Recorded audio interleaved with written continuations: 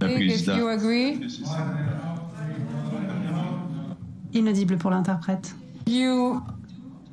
Si vous n'êtes pas d'accord, dites non.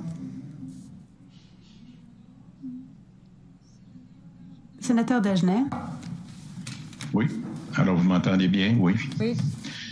Alors, sénatrice, sénateur, de prime abord, je vous indique, comme plusieurs de mes collègues, que je vais voter contre cette imposition de la loi des mesures d'urgence qui constitue de toute évidence une violation injustifiée des droits fondamentaux et une appropriation honteuse du pouvoir de la part d'un premier ministre qui vient de faire encore une fois la démonstration de son incapacité de gouverner de façon démocratique et transparente.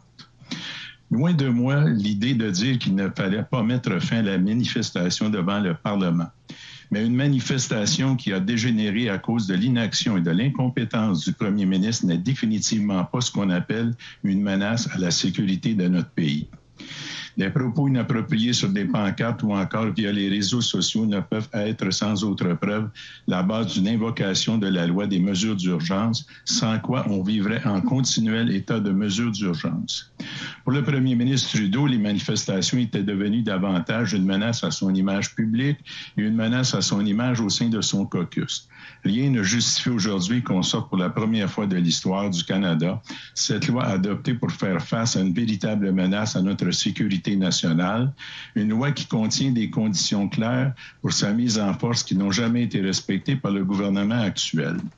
Cette loi, mise à la disposition du Parlement du Canada en 1988, contient des règles strictes qui ont été adoptées pour s'assurer qu'aucun gouvernement ne répète les abus commis durant la crise d'octobre de 1970, quand Pierre Elliott Trudeau, le père de l'actuel premier ministre, avait invoqué la loi des mesures de guerre de l'époque. Parmi les balises de la loi des mesures d'urgence de 1988, il y a celle qui oblige le gouvernement fédéral en place à consulter au préalable les gouvernements des provinces. Il est assez facile de constater, de par la réaction de certains des premiers ministres du pays, qu'aucune consultation digne de ce nom n'a eu lieu.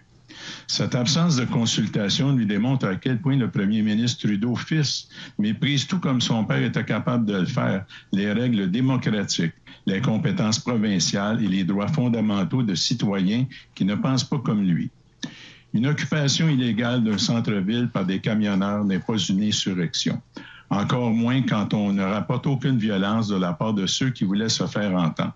Ce n'était que des citoyens en colère.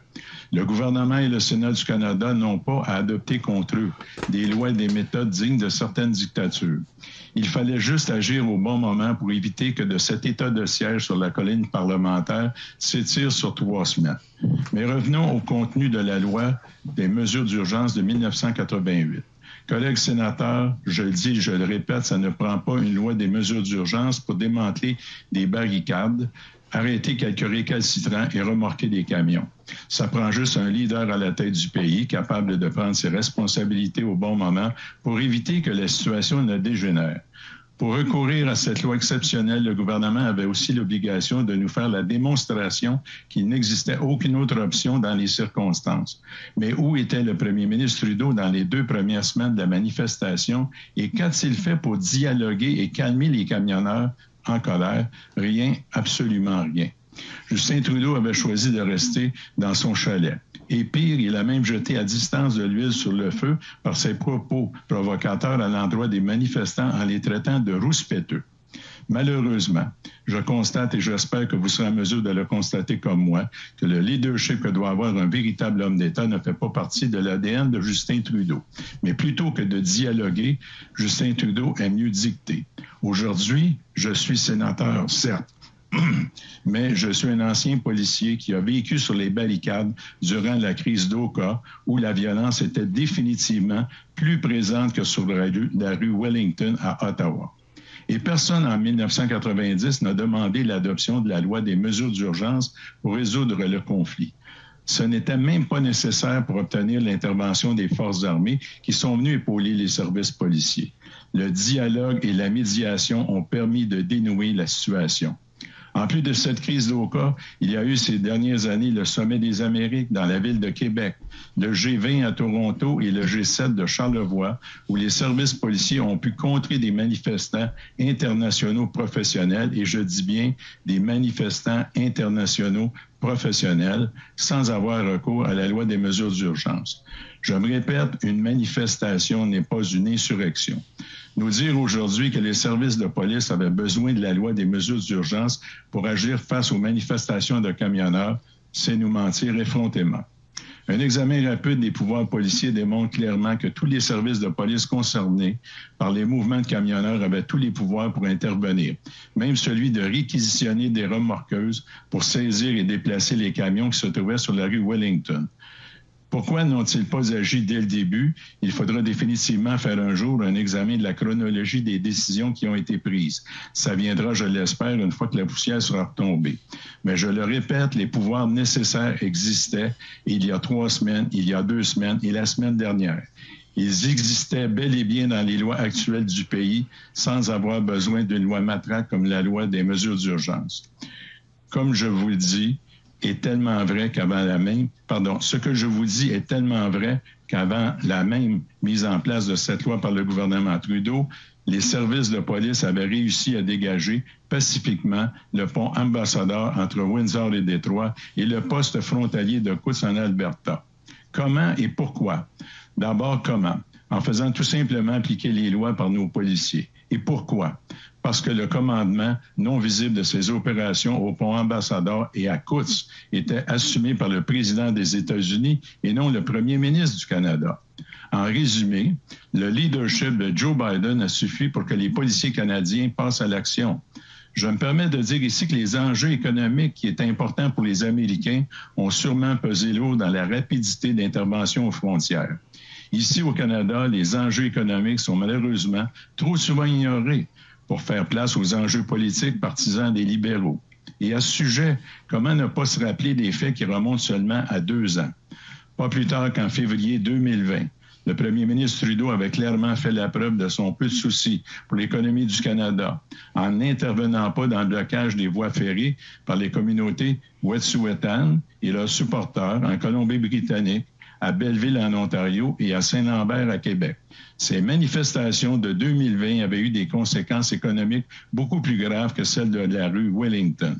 Chaque jour, des dizaines de milliers de citoyens ne pouvaient se rendre au travail et le CN avait dû annuler des services et mettre à pied des centaines d'employés à cause du blocage de voies ferrées par des opposants à un gazoduc.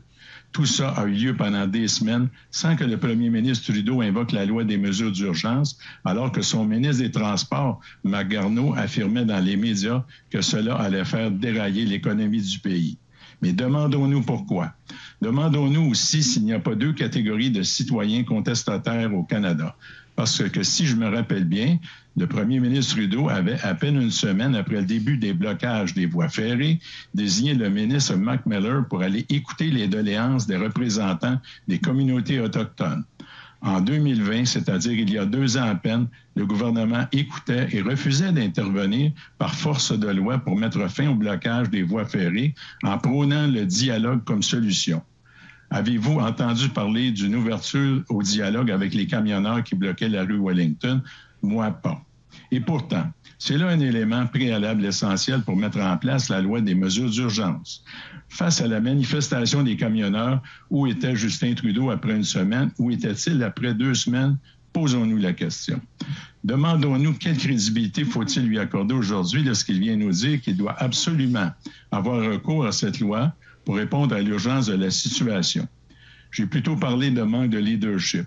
On peut maintenant parler d'incohérence politique quand on compare ses agissements au blocage de 2020 et ceux de cette année.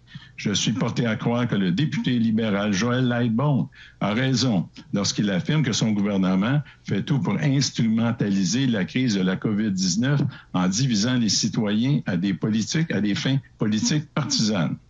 Et permettez-moi de vous dire que le nombre de personnes partageant mon avis sur le sujet est en forte croissance. Je vais maintenant vous parler d'un autre point évoqué par le gouvernement Trudeau pour recourir à la loi des mesures d'urgence, et on parle du financement occulte et étranger des manifestants. Selon le gouvernement, il faut permettre aux services de police canadiens de contrer le financement étranger des organisateurs des manifestations de camionneurs au Canada en leur donnant le pouvoir de geler leur compte de banque. Sincèrement, c'est désolant d'entendre cela, parce que ça équivaut à dire publiquement que le SCRS et le CANAF ne faisaient pas leur travail avant la mise en place de la loi des mesures d'urgence. Nos services de renseignement sont pourtant bien branchés avec leurs vis-à-vis américains et avaient sûrement de façon quotidienne toutes les informations nécessaires sur la situation. Mais leur discrétion légendaire et nécessaire sur leur méthode de travail ne nous permettra jamais de tout savoir sur la réalité de la menace financière alléguée et instrumentalisée par le premier ministre pour faire appel à cette loi des mesures d'urgence. Et si je n'ai pas raison sur le fait que nos services de renseignement sont très efficaces, il serait grandement temps de passer à l'action pour renforcer leur pouvoir. Malheureusement pour le premier ministre, c'est pas ce que j'ai entendu, y compris de nombreux témoignages devant le comité sénatorial de la Défense et de la Sécurité nationale où je siège depuis 10 ans. Parlons maintenant de la saisie d'armes à feu par la GRC, qui fait partie de l'argumentaire politique du gouvernement pour recourir à la loi des mesures d'urgence. Selon la GRC, ces armes saisies à la frontière étaient destinées à des camionneurs de l'Alberta. J'attire d'abord votre attention sur le fait que la saisie a pu être opérée par la GRC sans la loi des mesures d'urgence. Mais je veux surtout que vous reteniez qu'en aucun moment, le gouvernement Trudeau ne nous a fait la démonstration que ces armes pourraient servir à renverser le gouvernement par la force. Soyons sérieux un moment. On ne peut alléguer à une insurrection alléguée sérieuse uniquement parce qu'on a saisi des armes à la frontière dans une province du pays. Je suggère fortement au gouvernement de demander aux services de police de se positionner efficacement autour de la réserve Mohawk d'Akwesasne, où ils pourraient facilement intercepter chaque semaine des camions d'armes illégales qui entrent au Canada. Mais ces armes qui entrent au pays ne dérangent pas le premier ministre Trudeau. Elles ne servent qu'à des gangs de criminels organisés qui assassinent des adolescents à Montréal, entre autres, Toronto et Vancouver. Mais où se cache le premier ministre quand les services de police lui demandent de légiférer sur les armes de poing? Là, au moins, son intervention pourrait servir à sauver des vies. Finalement, parlons d'un autre élément essentiel après la mise en place de la loi des mesures d'urgence de 1988. Le gouvernement a l'obligation de former un comité d'enquête indépendant sur l'utilisation de la loi 60 jours après son adoption, et ce comité doit faire rapport au Parlement et au Sénat dans les 360 jours suivants. Voilà ce que dit la loi. Tout ça est bien beau, mais comment faire confiance au premier ministre Trudeau pour permettre une vérification indépendante et complète des décisions des gestes posés? Et rappelons-nous que c'est ce même premier ministre qui, en août 2020, a prorogé les travaux de l'autre chambre, mettant fin à 3 comités chargés d'examiner le financement questionnable de son gouvernement dans We Charity. Juste ça soulève un doute dans ma tête. La transparence ne fait pas partie des valeurs du Parti libéral du Canada et de son chef, Justin Trudeau. Son manque de transparence est tel qu'aucun membre de ce gouvernement n'a voulu participer à un comité plénier dans cette Chambre pour répondre à nos questions. Ce n'est rien d'autre qu'un manque de respect pour l'exercice démocratique que nous sommes en train de faire. En réalité, nous sommes ici pour adopter une loi qui n'a pas sa raison d'être. Et bien plus, c'est une loi qui n'a plus sa raison d'être maintenant que la rue Wellington est dégagée. Pour moi, la loi des mesures d'urgence qui est devant nous est le symbole de la faiblesse du premier ministre en poste qui tente par tous les moyens de sauver son image, caractérisée par du traînage de pied dans ce dossier, comme dans beaucoup d'autres grands dossiers qui sont apparus dans son bureau. Quelques exemples rapides pour ceux qui seraient tentés de penser que j'exagère. Le blocage des voies ferrées par les communautés Wet'suwet'en en 2020, du traînage de pied. La politique sur l'ingérence possible de Huawei dans notre sécurité nationale, traînage de pied. Taxer les GAFA, traînage de pied. Nomination d'un ambassadeur à Paris, traînage de pied. Renouveler l'équipement désuet de nos forces armées, du traînage de pied. Et en terminant, de l'eau potable dans les communautés autochtones, du traînage de pied. Et je vais m'arrêter ici. Mais sommes-nous surpris? de constater que c'est encore du traînage de pied qui permet à ce premier ministre de tenter de nous enfoncer dans la gorge d'une loi réservée aux situations extraordinaires, ce qui n'était définitivement pas le cas avec une manifestation de camionneurs qu'on aurait pu refouler sans loi spéciale après quelques jours d'occupation.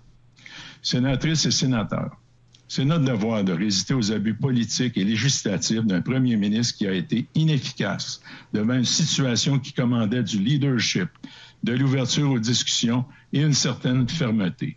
Le Canada mérite mieux qu'un premier ministre qui veut gérer le pays confortablement assis dans son chalet.